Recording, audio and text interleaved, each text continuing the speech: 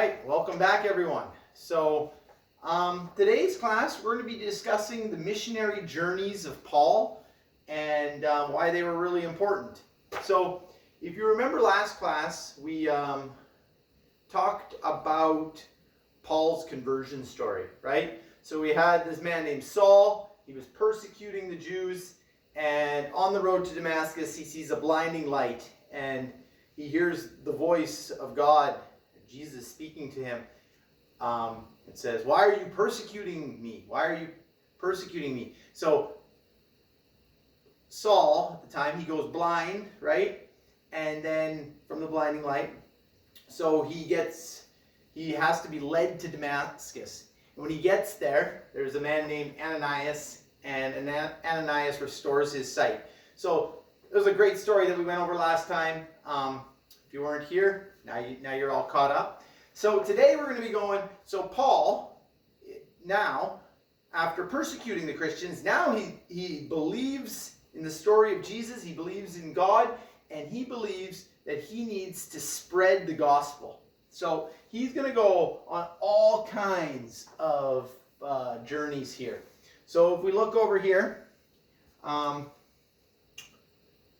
we have this is the Mediterranean Sea, right? So this is Italy and Greece, and this is Israel down here, and here is parts of modern-day Turkey, and Paul's going to go all over those places, right? But one of the important things to think about is, why is Paul doing this? So Paul goes to these places because it's obedience to Christ's commission. Christ said to him, to the disciples, "Go and make disciples of all nations," right?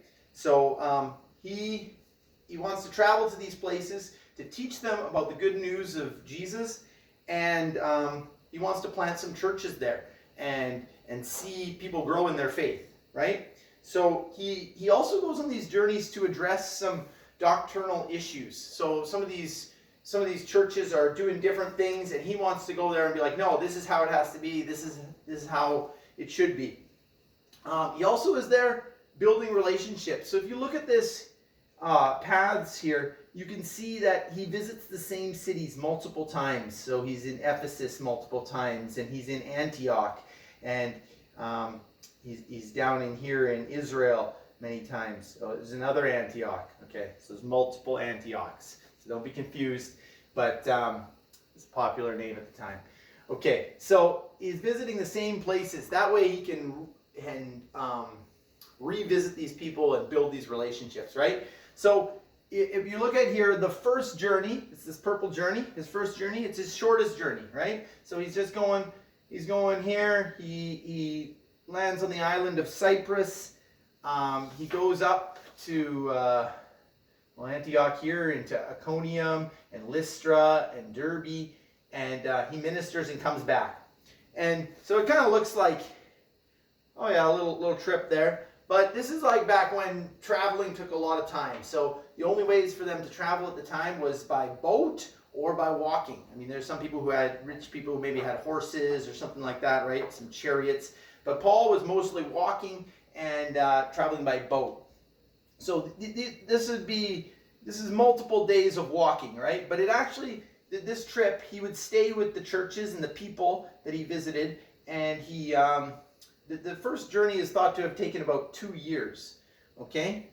And the important parts about that first journey was that he established Christian communities in some of these places, and he appointed leaders in cities that he visited.